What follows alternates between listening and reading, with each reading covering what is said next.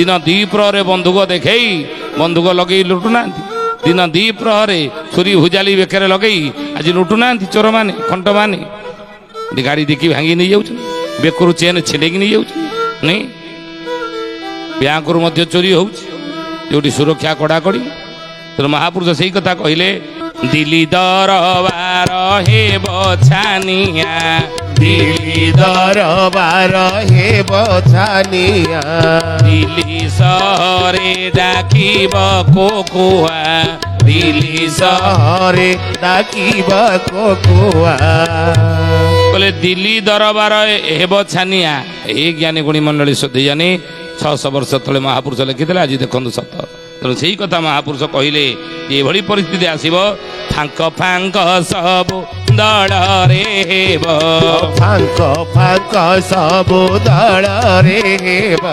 फेड़ाण करी तू मन रे भाव फेड़ाण करी तू मन रे भाव बोले फांक फांक सब दल रे हेब फेड़ाण करी तू मन रे भाव ये बड़ी परिस्थिति संसार बहुत देखा देव राजनीति स्तर संपूर्ण महापुरुष कहते अस्थिर हो पुणी महापुरुष लिखिले बोले बड़ बड़ लोक रड़ी छाड़े बड़ बड़ लोक रड़ी छाड़े बड़ बड़ साधु धरा होइबे बड़ बड़ साधु धरा होइबे बोले बड़ बड़ लोक सब रडी छाड़ुना विजिलेंस रेड करुची जिते बड़ बड़िया सब विजिलेंस रेड कर सब रडी छाड़ुना सी ऊपर जिते जाओ हो रडी छाड़ुन आज आ महापुरुष कहले बड़ बड़ साधु धरा होइबे जिते बड़ बड़ साधु सन्त आपण देखिए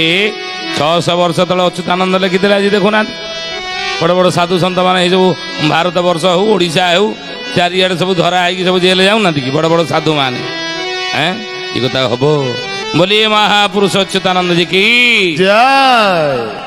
तेणु महापुरुष से कथा मालिकार लिखिले आम ये विषय आलोचना करुचे विशेषकर 24 ठार आगू राजतंत्र किभली हेब बोले बाबू रे ये हेब जे बेआईन जेते हेब आईन बेआईन जेते हेब आईन बेय कली साधु कहिबे ज्ञान बेय कली साधु कहिबे ज्ञान बोले बेआईन जेते सब हेब आईन जेतिकी बेआईन सब सब आईन होनी देखुना बेयकली साधु कहिबे ज्ञान सी अच्युतानंद महापुरुष मणिवेदी मालिकार लिखिले कौन राजकर्मी माने चोरी जे करिबे राजस्व निजस्व भावी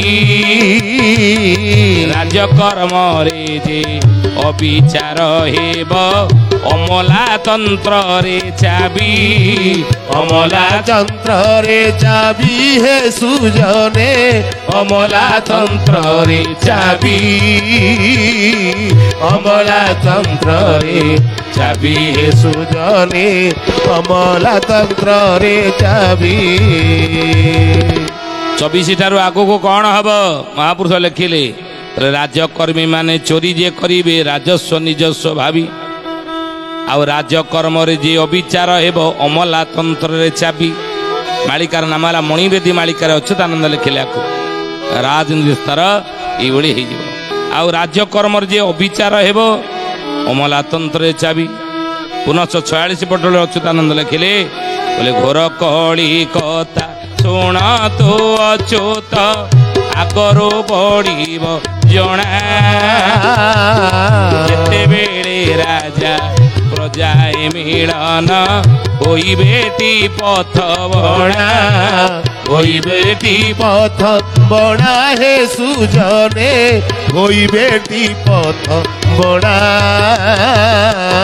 होई बेटी पथ बणा हे सुजने होई बेटी पथ बणा आज सब पथ बणा नुहति कि राजकर्मी माने यानी गुड़ी मंडल राजतंत्र महापुरुष कले पूरा ये बुझे राजनीति स्तर हेब स्थिर नेता माने सब हेबे बाचाल पुनः महापुरुष कहले आउरी ଘୋର କଳି କଥା ଶୁଣନ୍ତୁ ଅଚ୍ୟୁତ ଆଗରୁ ପଡ଼ିବ ଜଣା ଯେତେବେଳେ ରାଜା ପ୍ରଜା ମିଳନ ହୋଇ ବେଟି ପଥ ବଣା। ଆଜି ରାଜା ପ୍ରଜା ବଣା ବାଟ ବଣା ପଥ ବଣା ପ୍ରଜା ମଧ୍ୟ ପଥ ବଣା ରାଜା ପ୍ରଜା ଉଭୟ ପଥ ବଣା ହେଇଯିବେ। ଆଜି ଦେଖନ୍ତୁ ହେଇଛି ନାଇଁ। ଆଉ ଅବିଦ୍ୟା ଅନୀତି ପାପ କୁକର୍ମକୁ ସ୍ଥାନ ଦେଇ ମହିପାଳ ସ୍ଥାନ ଦେଇ ମହିପାଳ ହେ ସୁଜନେ ସ୍ଥାନ ଦେଇ ମହିପାଳ। ବଡ଼ ବୋଲାଇଣ ଭାବି ଅହଙ୍କାର କାଟିବେ ଯେ ବେଳ କାଳ। ଶୁଣ ସୁଜନେ ଗୁଣି ବେଳ କାଳ ଆସି ଲାଣି ହେ ଶୁଣ ସୁଜନେ ଗୁଣି। କହିଲେ ଅବିଦ୍ୟା ଅନୀତି ପାପ କୁକର୍ମକୁ ସ୍ଥାନ ଦେଇ ମହିପାଳ। ମହିପାଳ କହିଲେ କି ରାଜା ରାଜା ସେନାପତି ମନ୍ତ୍ରୀ ତ ମହିପାଳ ଏମାନେ କ'ଣ କରିବେ? ଅବିଦ୍ୟା ଅନୀତି ପାପ କୁକର୍ମକୁ ନିଜ ରାଜନୀତିରେ ସ୍ଥାନ ଦେବେ ବୋଲି 600 ବର୍ଷ ତଳେ ମାଳିକାର ନାମଲା 46 ପଟଳ ଏଇଥିରେ ଅଚ୍ୟୁତାନନ୍ଦ ଲେଖିଦେଲେ। ଆଉ ବଡ଼ ବୋଲାଇଣ ଭାବି ଅହଙ୍କାର କାଟିବେ ଯେ ବେଳ କାଳ ଏଭଳି ହେବ। ଆଉ କ'ଣ କହିଲେ ନା ସେକାଳେ ଜାଣିବ ଜନପଦ ଧ୍ୱଂସ ଘୋର କଳିର ରାଜତ୍ୱ। ଘୋର କଳିର ରାଜତ୍ୱ ହେ ସୁଜନେ ଘୋର କଳିର ରାଜତ୍ୱ। ରଖିଥିବ ତୁ ପୂର୍ବ ଭାବ ସ୍ମରି ନ ରହିବ ଆଦି ଅନ୍ତ। ଶୁଣ ସୁଜନେ ଗୁଣି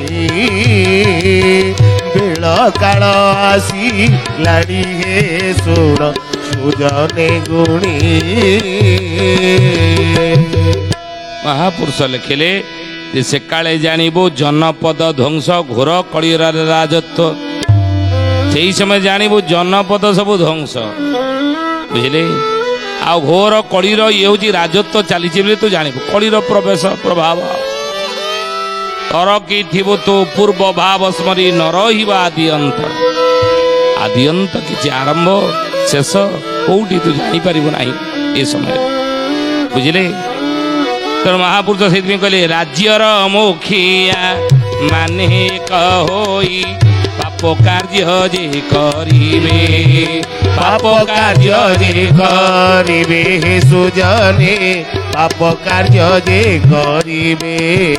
ଲୋକେ ସ୍ୱାର୍ଥ ପାଇଁ ଆଗବର ହୋଇ ତାଙ୍କ ସେବା ଚରିବେ। ଶୁଣ ସୁଜନେ ଗୁଣି ବେଳ କାଳ ଆସି ଲାଡ଼ି ହେ ଶୁଣ ସୁଜନେ ଗୁଣି। ରାଜ୍ୟର ମୁଖିଆ ମାନେ ଏକ ହୋଇ ପାପ କାର୍ଯ୍ୟ ଯେ କରିବେ ଅନୀତି କାର୍ଯ୍ୟ ଯେ କରିବେ ଅନୀତି କାର୍ଯ୍ୟ କରିବେ। ଆଉ ଥୋକେ ସ୍ୱାର୍ଥ ପାଇଁ ଆଗବର ହୋଇ ତାଙ୍କ ସେବା ଚରିବେ। ଥୋକେ ସ୍ୱାର୍ଥ ପାଇଁ ଆଉ ବିରୋଧ କରିବେ ନାହିଁ ଭୁଲ କାର୍ଯ୍ୟକୁ ବିରୋଧ କରିବେ ନାହିଁ ନୁହେଁ। ମହାପୁରୁଷ ଲେଖିଲେ ତାଙ୍କ ସେବା କରୁଥିବେ। ଏଇଭଳି ରାଜନୀତି ସ୍ତରଟି 24ଟାରୁ ଆଗକୁ ଏଇଭଳି ହେଇଯିବ।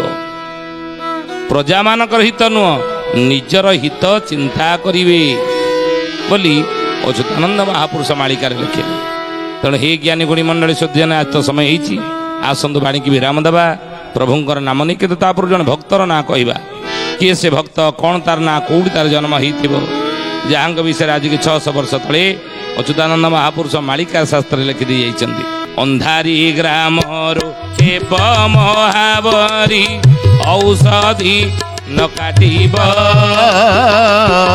ପରଶୀପୁରରେ ସୁବାସ ବଙ୍ଗାଳୀ ପ୍ରଭୁର ବାନା ଧରିବ ପ୍ରଭୁର ବାନା ଧରିବ ହେ ସୁଜନେ ପ୍ରଭୁର ବାନା ଧରିବ ପ୍ରଭୁର ବାନା ଧରିବ ହେ ସୁଜନେ ପ୍ରଭୁର ବାନା ଧରିବ।